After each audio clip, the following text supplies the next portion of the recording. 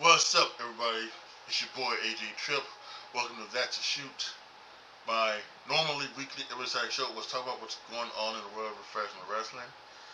There was no That's a Shoot this past Friday because of other things that were going on in life.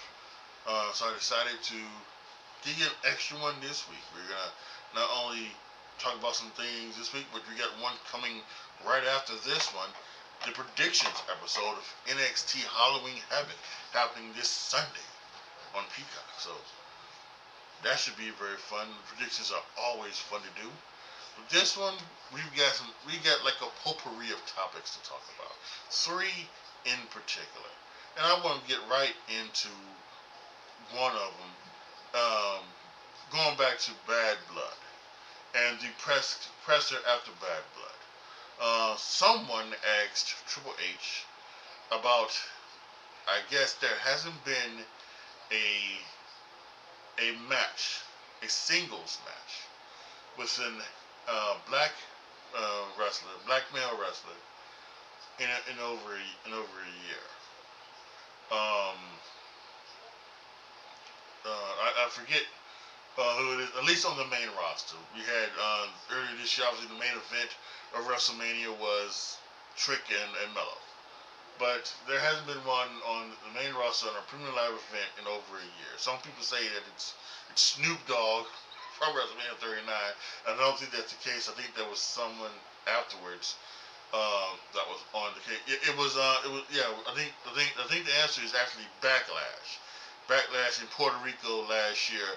Omos versus Seth Rollins. I think that's the true answer. Someone asked a question, and Triple H said that he doesn't see color, race, gender, all of that things. He just talks about the story and who and the stories that they want to put on television and things like that. And people have gotten on Triple H for his "I don't see color" thing because just because they're idiots. They're idiots. That's why. I mean, that's it. That's what you want people to do. You don't want people to see color. You want people to be judged. Is that what Martin Luther King said? Not by the color of your skin, but the content of your character. Right? So Triple H is not. He is not booking these shows because of the color of people's skin. He's booking these shows by what he wants to be the best show for that time. And it just so happens that there have not been any black male wrestlers in singles matches on the show. And that's okay. If you want to talk about representation, this show is always full of representation. Black women, Latino men. I mean, there are black men. The Street Profits, I'm sure, have been on there. I think maybe New Day have been on there. Been on it a little bit. So why are we getting on Triple H for this? I don't see color shit. This is bullshit. This is some of the stuff that really pisses me off about this era because everything doesn't need to be about representation.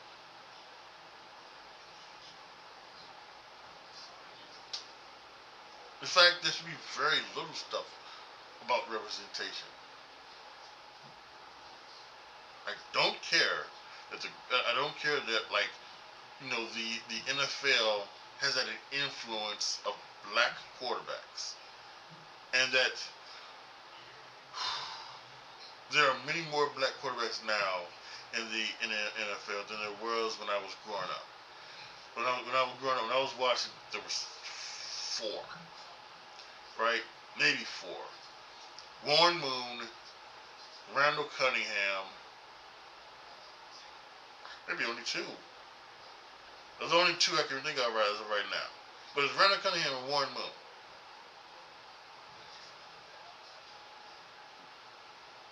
And I don't care that there was only 2. And I don't care that there's like even more now. I just want to see good football played. I don't care that in my team, the Bears has a black quarterback. I do not care. and nobody should care. The only thing you should care about is that are they a good NFL player? Are they good people, right? For the most part. I don't want to even get into the Deshaun Watson thing, but I bitched about that on my podcast. Go check it out if you have anything like that. And it's not about like black or anything, just about like the thing that went down in Cleveland when he got hurt. So and doesn't need to be representation in. There's no young black kid is going to be wanting to be more of a wrestler because they see Kofi or they see Woods or they see, you know, the Street Profits. They sit and watch them on they watch them on every show every week. Trick Williams in NXT. Who cares if they're on the premium live event? He can't put on the premium live event just because someone's black. That's foolish. And it's dumb. It's dumb for anybody to think that it was a dumbass question. And it was a great answer by Triple H. It really was. It's about the story and putting on the best show that they can. It's not about representation. And anybody who thinks that is a dumbass. Period. It's ridiculous. So, this past week, Samantha Irvin, surprisingly out of nowhere, at least to us, resigned from the WWE. She's wanted to do other things and, you know, do other things. Immediately, people try to put two and two together and said, well, she wants to go and be with her husband Ricochet in AEW.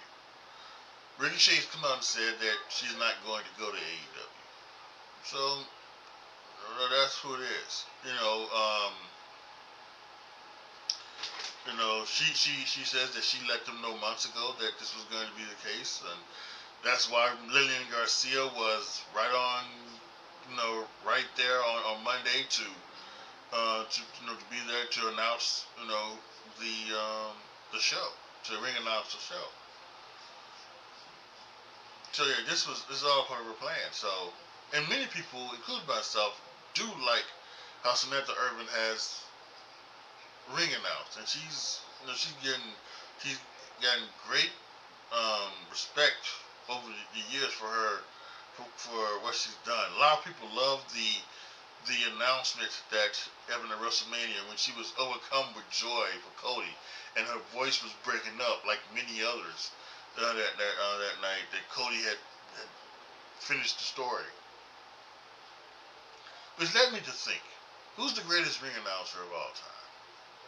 Because there have been some pretty good ones over WWE's time.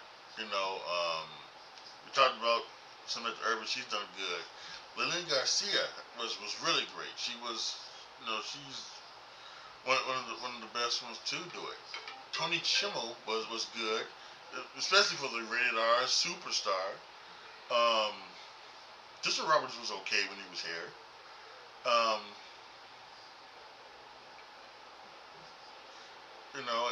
Mike Rome and Alicia Taylor, they do fine jobs as right now for SmackDown and NXT, respectively. But I think right now you talk about the greatest ring announcer of all time.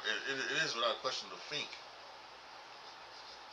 His voice was always so. You knew when Howard Finkel was there, it was a big time one. And the Fink was always there, and he's the one that when you hashtag and knew, because that was his thing. And knew, and he would always do that, and he was great at it. He was one of the best to ever do it, and it is, when they did the greatest match ever in 2020 with Edge and Orton, greatest wrestling match ever,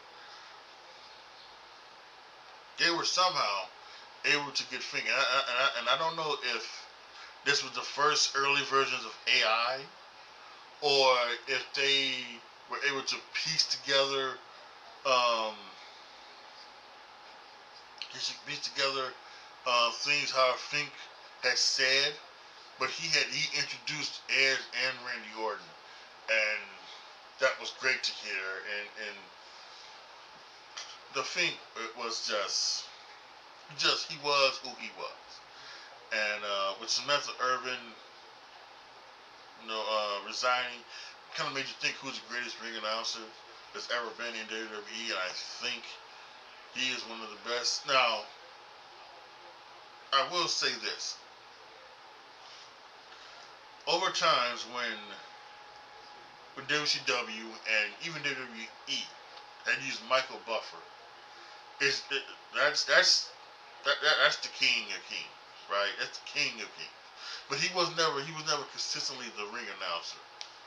But in those special occasions when they used Michael Buffer, there was no one who had more gravitas. There was no one who made it feel like this was a big deal than Michael Buffer.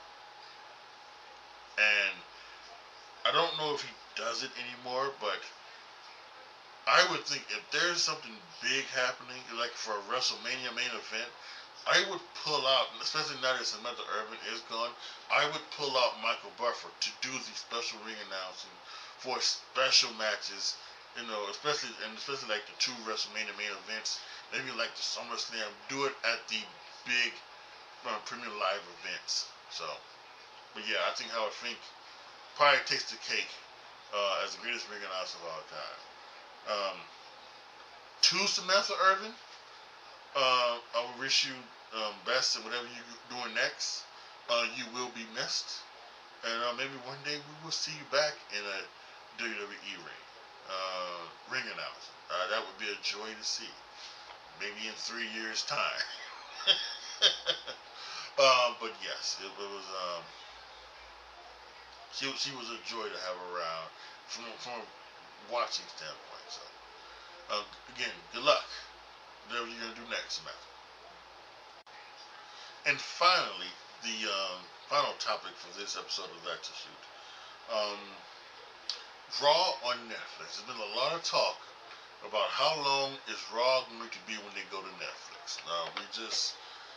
We have been dealing with 2-hour Raws the past 3 weeks. Feels kind of weird, but it just is what it is. So how long would Raw be on Netflix? Because it is. The thing is that this is not something where they need to show something afterwards, right? Not like USA. Last night on NXT on the CW, we didn't get to see the full thing of the debut of Zarya because it got cut off by the CW needing to go to local programming or whatever. And I think that's something that they've kind of had to deal with the past year and a half, with some things like that happened where we didn't get we didn't get the Dominic Mysterio Liv Morgan kiss on air on USA, and there have been other things where we didn't get what it is. So now with Netflix, that should not happen. But what do you want to do? Do you still want to do a 3-hour show? Which is 3 hours is around the time that you do a premium live event, right? That's around the time frame that you do your premium live events. Do you still want to do 2 hours because it's more? It's for most fans. It's most digestible. Especially those who may not particularly, you know. I don't want to say like the product. If you don't like the product, I don't know why the fuck you're not watching it. But there's some other things, right? It just may be like easier for fans to digest, whether they like it or not. So what do you do? I've always thought that there's a middle to this. I looked at 2.5 hours, right? 2.5 hours. That's the normal length of a basketball game. When you look at the basketball games and you look at it in the guide, they usually have a 2.5 hour block that is blocked off for that. Sometimes they go over, sometimes they end early, depending on the game and how the game situation go and what's happening down the stretch.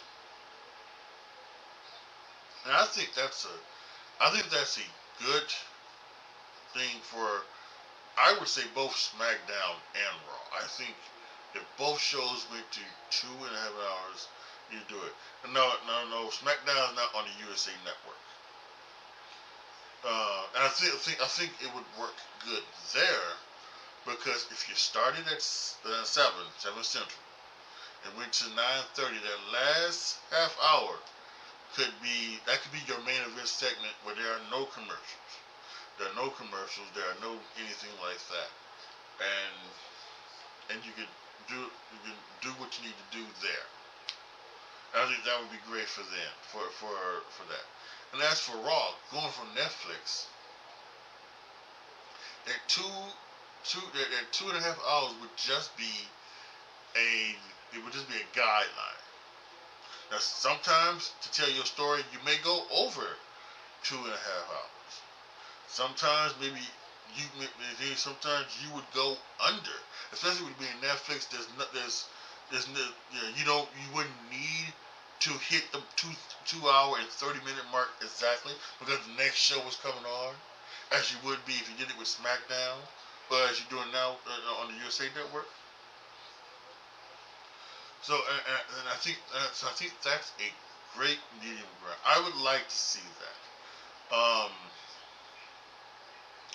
I do get the feeling that no matter what they do, whether it's 2 hours, 2.5 hours, or 3 hours, for Raw, because they are on Netflix, they're going to have that ability to go over and not, thing. It will truly just be a guideline, So even if you say it's gonna, Raws are going to be 2 hours, I think there will be many times where it will go over 2 hours to continue the story, to get that final shot of Liv and Dom kissing, or get that final shot of Solo and Fatu looking down over on a thing. Apparently there was some stuff after Raw. I guess Cody may have came out. Cody Roseman came out to save Jay afterwards to take on things like that. Maybe you could get those type of things. Remember back during the Attitude Era, and I don't know if they would still do this, but during the Attitude Era, Steve Austin or The Rock, after the show went off, they would do other things. There's that legendary clip of the Undertaker after the main event with the Undertaker, Goldust, and Booker T. I think they were wrestling the Un-Americans of Test, Christian, and Lance Storm. They had them they wanted to do a spinner-Rooney, and Booker did a spinner-Rooney, and Goldust, and they were trying to get Taker to do a spinner-Rooney, and then everybody else started coming out. The Rock came out, Triple H came out. They even had Vince McMahon come out to try to get Undertaker to do a spinner-Rooney, and Undertaker just wasn't going to do it. But maybe sometimes you may get something like that. So who knows? But so yeah, I think personally, 2.5 hours would be good. That's what I would like to see. I would like to see SmackDown extended. There's been some talk about even making SmackDown 3 hours. Again, I think extended to 2.5. So you have 5 hours for your main roster on Netflix and on USA Network. You have those, and so then that could be. But then you also have that time to do so, and then you have on Netflix. It's a guideline, but on SmackDown on USA, it would actually be something like that, with that last half hour, 9 o'clock, 10 on the East Coast. It would actually be it actually be commercial free for your main event segment. So I think I would like for them to do it that way. I think that's where I would like to see it go. So yeah, we don't know yet. Triple H I think he also said at the Bad Blood press conference that we'll find out what he does. So does he know and he's not telling? I'm not sure. Maybe they're still trying to like negotiate, figure out, you know, maybe that's something that this is right here. Maybe this is kind of almost like a thing. They're trying to figure out what does work. Does a 3-hour show work best? Does a 2-hour show? Maybe is there something in the middle? And that's what they're doing here with all the 2-hour shows. Also, they also could be doing some things where they're doing double tapings. They did double tapings last week on Raw, 2 weeks ago for Raw and SmackDown because they were going over to the European tour. So, you know, they may want that for the same reason. I'm not sure, but yeah, I think 2.5 hours would be a good time for Raw on Netflix and also SmackDown on the USA Network. Alright, that's it for this episode of That's Your Shoot. But don't go too far, because there's another one coming directly after this one. It's the NXT prediction show, so you want to make sure that you're going to be here for that. Click the notification bell so that when it does happen, you'll get it on your notification for it. And also, when I go live after the NXT Halloween Havoc Premier Live event on Sunday, we can talk about what went down on the Halloween Havoc. Alright? So, post your comments down below. Tell me what you guys think. Let me know what you guys thought of these topics there. The stuff with I Don't See Color from Triple H. The greatest ring announcer of all time. Samantha Irvin leaving. And give me your thoughts on Samantha Irvin as well. And then, of course, Raw on Netflix. What do you think? How long should it be? What are your thoughts and opinions? Let me know down in the comment section. Like the video, share the video, subscribe to the channel. And it's all thank you guys so much for watching. This is your boy, AJTRIP, signing off. As always, be good to each other, y'all. Be careful out there. And I am out.